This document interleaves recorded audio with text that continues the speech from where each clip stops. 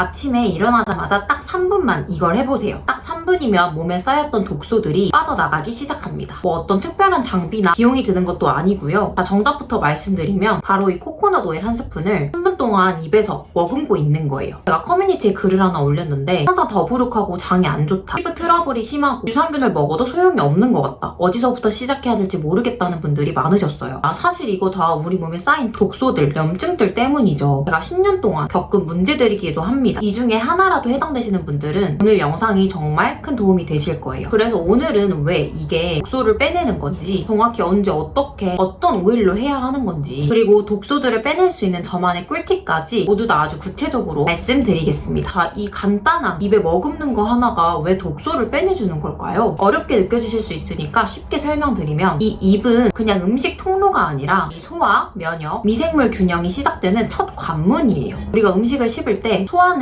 위에서만 시작이 되는 게 아니고 이 침 효소에서부터 시작을 하는 겁니다. 이 입안에는 700여 종이 넘는 미생물들이 존재하고 있어요. 그러니까 이게 타고 장까지 들어가게 됩니다. 이 장은 우리 몸의 면역세포의 70%를 차지하는 기관이라서 면역이나 염증 반응, 그리고 만성 피로도, 피부 컨디션, 생리통, 전신 상태랑 서로 영향을 주고받을 수 있는 거예요. 신경과 전문의 선생님이 쓰신 뎁스라는 책에도 이 장 상태가 알러지, 자가 면역 질환, 관절염, 만성 피로, 장 문제, 호르몬 문제, 신경 질환 다 관련이 있다는 거예요.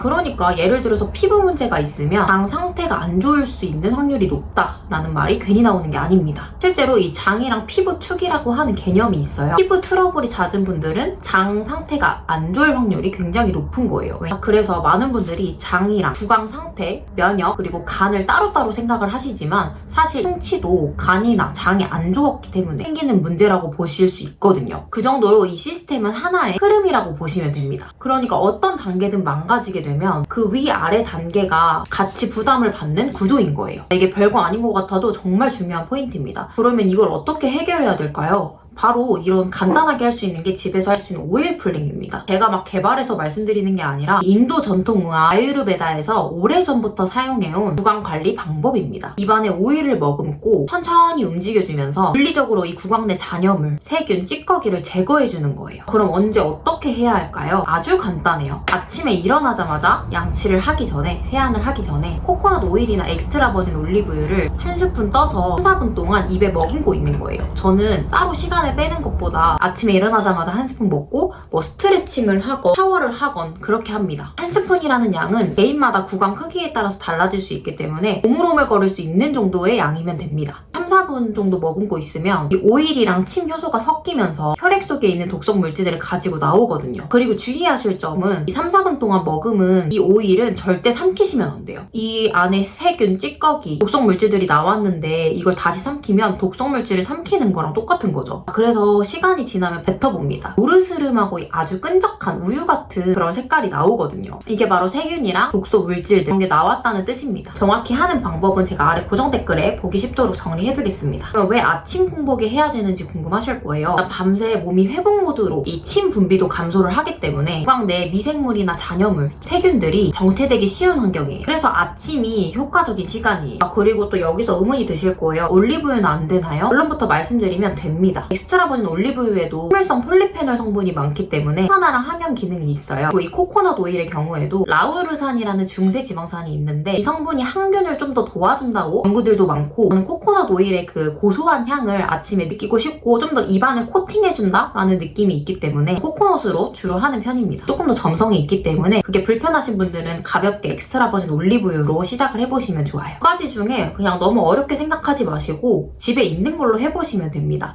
그 대신 주의할 점은 깨끗한 성분으로 만들어진 유기농으로 골라서 해주셔야 됩니다. 첨가물들이나 산패된 오일은 염증을 일으킬 수 있기 때문에 깨끗한 성분의 오일로 하시는 걸 추천드리고 싶습니다. 그러면 어떤 기준으로 코코넛 오일과 엑스트라 버진 올리브유를 골라야 하는지도 궁금하실 거예요. 평생 써먹을 수 있는 깨끗한 기름 고르는 기준 3가지 딱 알려드리면, 첫 번째는 엑스트라 버진 그리고 냉압착, 열이 가해지지 않은 걸로 골라주시고요. 두 번째는 향료, 색소, 합성 첨가물 없어야 됩니다. 가능하면 이런 유리 용기에 담아진 게 좋고요. 이 코코넛 오일 같은 경우에는 포화지방이고 이 올리브유는 불포화 지방산이에요. 그래서 담긴 것도 보시면 올리브유는 이렇게 초록색 어두운 병에 담겨있고 코코넛 오일은 그냥 투명한 유리병에 담겨있어요. 이거는 올리브유는 불포화 지방산이기 때문에 조금 더 산패될 위험이 있어서 그렇습니다. 그래서 꼭 올리브유 같은 경우에는 어두운 병에 있는 걸로 골라주시는 걸 권장드립니다. 깨끗한 오일 고르는 기준은 아래 고정 댓글에 정리해두겠습니다. 또 여기서 의문이 드실 거예요. 그냥 양치질만 해도 구강 관리되는 거 아닌가요? 맞아요. 양치질만으로도 기본적인 구강 관리는 되죠. 근데 이 오일 풀링은 아까 말씀드린 것처럼 간에서 미처 해독하지 못하고 남은 이 독소 찌꺼기들 그리고 세균들 이런 게 이 혈액 속에 쌓여 있는데 이 점성이 있는 오일이 입안 곳곳에 오래 닿아 있으면서 침이라는 효소랑 섞여서 물리적으로 잔여물이랑 불순물을 제거해주는 거예요. 양치질은 우리가 먹고 마신 이 음식물 찌꺼기 제거하는 세정 중심의 관리라고 보시면 되고요. 그래서 굉장히 다르고요. 코코넛 오일 풀링을 하고 나서 양치질을 하시면 돼요. 저는 이제 양치할 때도 불소가 없는 코코넛 오일 치약에다가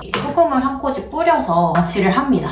이제 이런 좋은 소금으로 양치를 하게 되면 구강을 좀 촉촉하게 해주기도 하고 여기에 베이킹소다를 살짝 묻히셔도 되고요. 인스타그램에다가 오일 풀링이랑 코코넛 치약에 대해서 올렸더니 많은 분들이 왜 불소 없는 걸 쓰시냐고 질문을 주셔서 말씀을 드리면 불소도 되게 여러 종류가 다양한데 보통 이제 우리가 사용하고 알고 있는 이런 불소들은 이 독소처럼 쌓여서 우리 몸에 굉장히 안 좋은 영향이 있을 수 있거든요. 그래서 이 치아에 하얀 반점같이 얼룩이 있는 걸 우리가 평소에 볼 수 있을 거예요. 이것도 치아에 불소 독성이 축적되는 그런 불소화증이거든요. 이거 사실 눈에 보이지 않지만 이 뼈에도 쌓일 수 있기 때문에 저는 불소가 없는 걸 가능하면 선호하는 편입니다. 그래도 가장 중요한 건 우리 치아에 충치가 안 생기고 치아가 건강하려면 이 천연 지방들을 많이 먹어줘야 돼요. 가공식품들 많이 줄이셔야 되고요. 이 신경 전문의학과 선생님이 쓰신 책에서도 음식과 함께 섭취하는 천연 지방이 많을수록 치면 세균막은 더 강해진다 라고 나와 있어요. 그래서 제가 항상 여러분들한테 이 깨끗한 버터를 항상 추천드리는 이유이기도 합니다. 이렇게 하고 나서 효과를 더 극대화하고 싶으시다면 이 버터 레몬티나 버터 커피를 한번 꼭 드셔보세요. 이 버터와 레몬, 소금, 그리고 따뜻한 물의 조화는 간을 잘 해독할 수 있고 혈당도 건드리지 않고 담즙을 잘 흐를 수 있게 해주기 때문에 추천드리고 싶은 아침 식사입니다. 어떻게 마시는지 궁금하신 분들은 아래 고정 댓글에 영상 만들어둔 게 있어서 참고해주시면 됩니다. 이미 이렇게 우리 구독자분들의 좋은 후기들이 많죠. 솔직히 이거 오래 걸릴 것 같아도 다 해도 10분도 안 걸려요. 직장인분들도 충분히 하실 수 있으실 거예요. 자, 그래서 정리를 해보자면 항상 뭘 먹어도 더부룩하고 위장이 안 좋고 아침에 얼굴이 잘 붓고 피부 트러블들이 자주 올라오고 통이 심하고 유산균을 먹어도 소용없으신 분들은 장 관리를 해주시는 게 굉장히 중요한데 그 첫 관문은 이 구강이다. 구강 내 미생물들을 잘 균형을 잡아줬을 때 우리 몸의 독소들을 쉽게 빼줄 수 있기 때문에 큰 도움이 되실 수 있으실 겁니다. 사실 저도 피부 트러블이 너무 심하고 항상 과민성 대장 증후군에 변비까지 심해서 유산균 엄청 챙겨 먹고 좋다는 샐러드들 많이 먹고 했거든요. 그러니까 내 장만 고치려고 했던 거예요. 그런데 공부를 열심히 해서 알아낸 게 구강 내 세균들이 정말 큰 문제일 수 있겠더라고요. 그래서 저와 같은 고민이 있으신 분들께 도움이 되었으면 좋겠다는 마음으로 이렇게 긴 영상을 한번 찍어보게 되었습니다.